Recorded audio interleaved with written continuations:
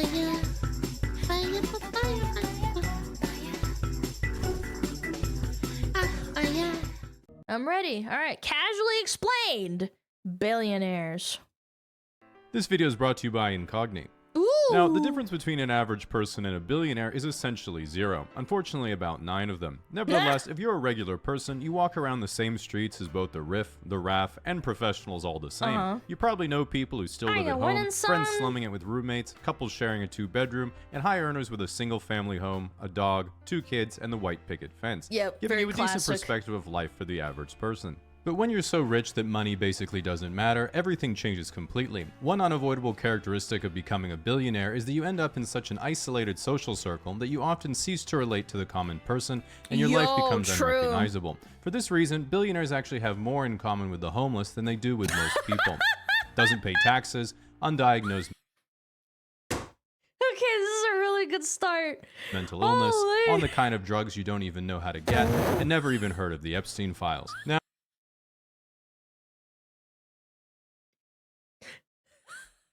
When did he write this? A month ago? Okay, that makes sense. Now, it's natural to look at your life where you work 40 hours a week for just enough to scrape by and think, how does someone even get to be a billionaire in the first place? Good point. It's really pretty simple. At some point or another, we've all had the genius thought, what if 1 million people just gave me $1? It would barely inconvenience them, but then I would have $1 million. While most of us stop at this fantasy, impressed by our own raw ingenuity, some people throughout history have gone further, extrapolated on this scheme, and invented what is known today as a business. As an example, Reed Hastings and Mark Randolph thought, what if you give me $16 every month and I mail you Shrek 2 on DVD? Yeah, that's how Netflix started back in the day. Same with Amazon. Amazon used to do the same thing. They would send you books, and now it's a massive corporation that delivers shit to your door and makes people piss in bottles. 6.5 billion. Yep. Elon Musk said, what if you give me $8,000 and I pretend to give you a self-driving car every year for the next decade? Richest man on earth. Mark Zuckerberg said, what if I give you an app that collects all of your personal information in a giant database that I own, and you give me a heat lamp and a bowl of grasshoppers? To really drive home how much wealth the joke is he's a lizard. The billionaires have, when someone says they're a billionaire, they're one of only 800 people in the United States. In contrast, if someone says they're a millionaire, it means they have a house. Well, politically... That is so true. That is so true. It's commonplace for progressives to hate billionaires because they epitomize late-stage capitalism. I don't make fun of billionaires because I have an ideological bone to pick. I make fun of them because they're really fucking weird. Recently, Peter Thiel, a tech billionaire and right-wing ideas guy, appeared on a podcast and was asked if he thought the human race should survive. He then stammered over the question for 15 seconds before reluctantly answering with the classic, yes, but...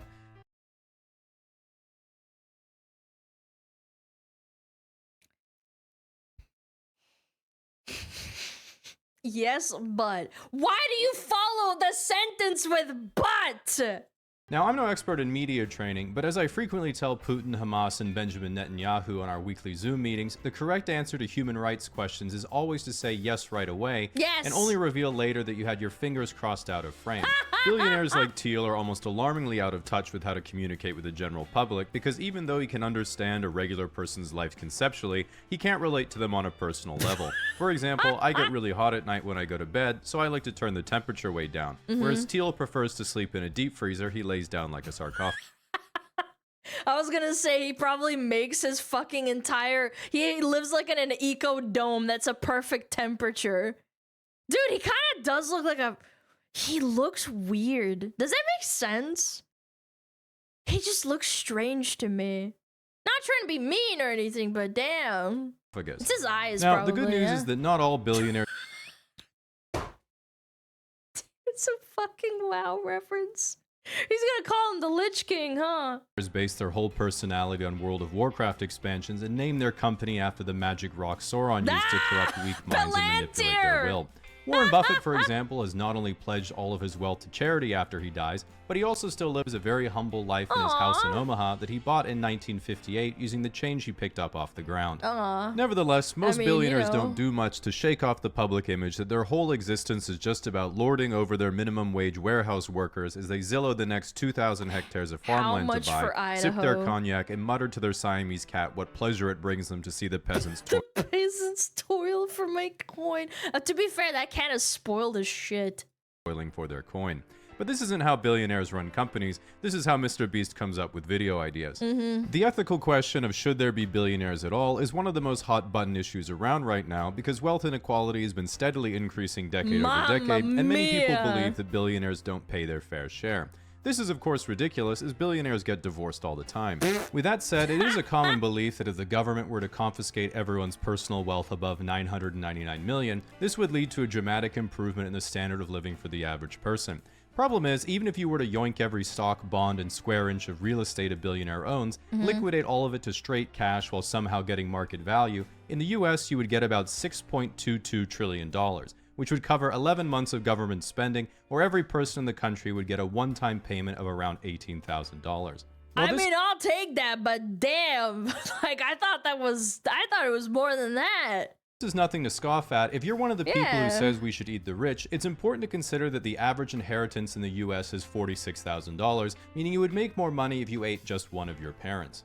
Now, because they can't yet buy more of it, billionaires are experts at managing their time. While flying private is out of reach for most of us, there are other tips you can copy from billionaires to save time in your own life. For example, when I make a new account on a website, I save time by letting Chrome auto-generate an encrypted password. I got this idea from Elon Musk, who uses the same technique to name his children. I will never understand why he named his... Like, why? Why would you name your child that? It's so dumb.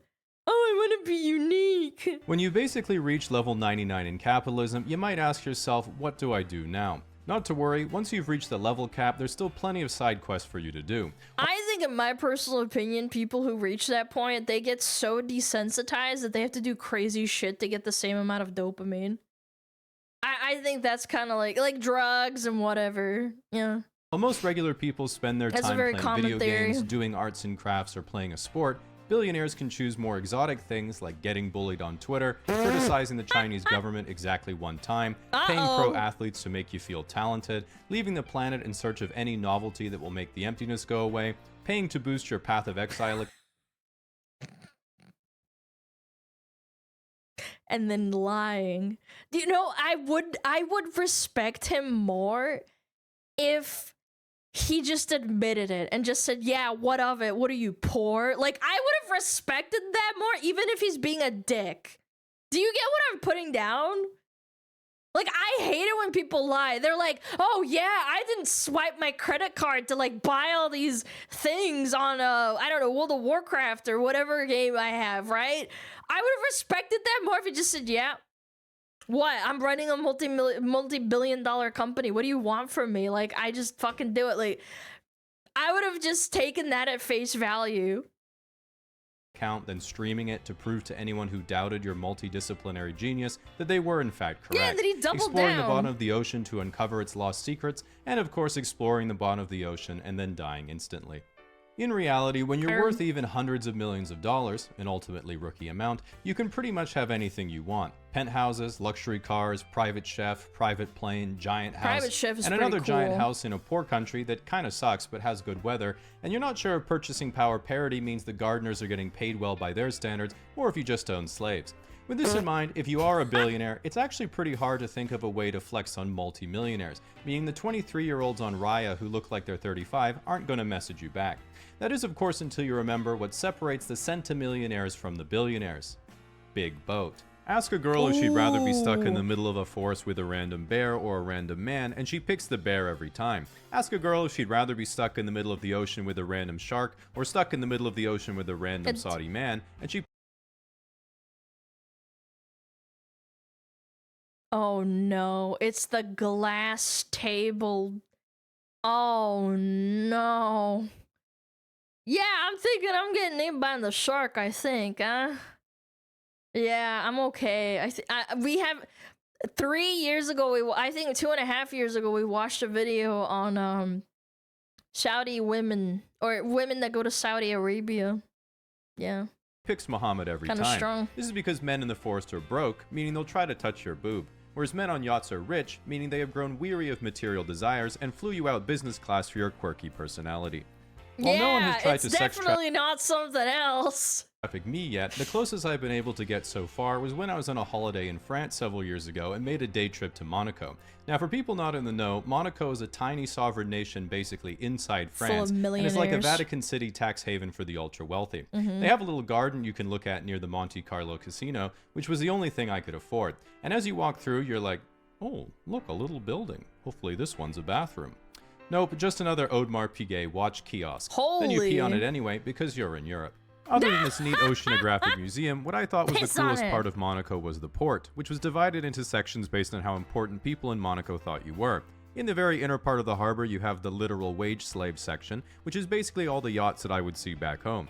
Then there's Worthless, which had the biggest yachts I have ever seen in real life prior to this. Oh. After that, you have Starter Yacht, which are like floating New York Ooh. City penthouses. Then the last Ooh. section in the harbor is, finally, a real yacht, which is one giant pier for the 2 or 3 mega Holy yachts that rule the Monaco shit! postcard These are photo and cost at huge! least 100 million each.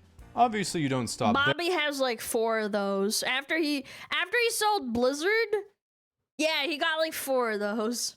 Because these things are a dime a dozen. So then you go out in the ocean and you get, what is this, a What is harbor it? for ants? What Now the you might hell? be thinking what I was thinking at the time, which was, even if you were a billionaire, why on earth would you want a mega yacht so big you can't even park it in the harbor?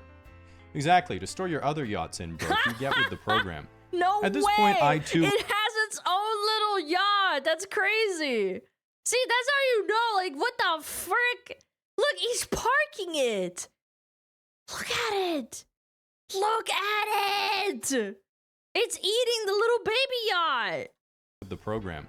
At this point, I too was wondering how I could acquire a Russian nesting yacht until I was like, speaking of, what's that?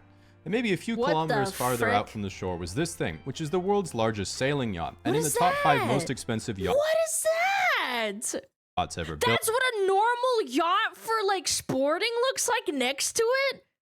Dude, that's a spaceship. Nah, Chad, that's a spaceship for aliens. We gotta get in there and like find out where Jlorp lives. That's where Jlorp lives.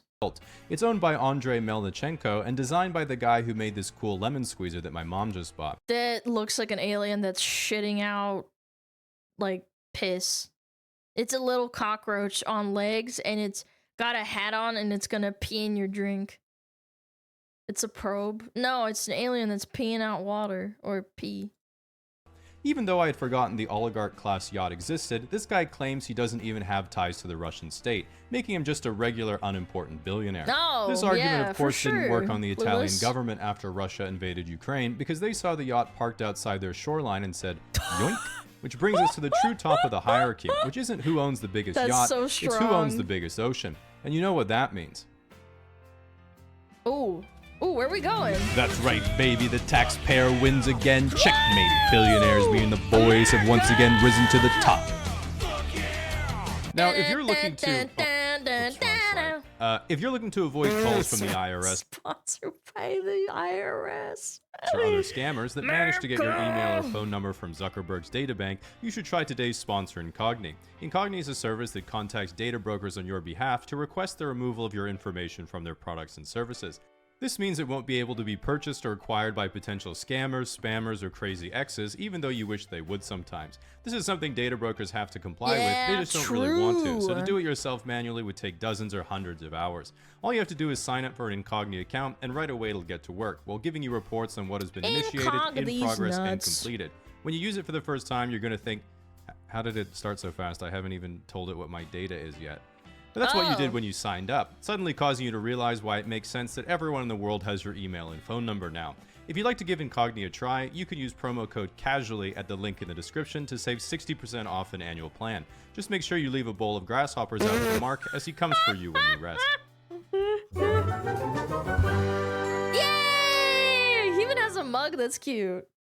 Oh man, that was funny. Fuck. I'm surprised he didn't touch on Never mind, he's a little bit more casually explained. I guess you need to find someone who is more in-depth explained about the Saudi princes. Those people are crazy. Have you seen their houses? Go check them out. That was awesome. Thank you so much for making the video. Fire, fire, fire.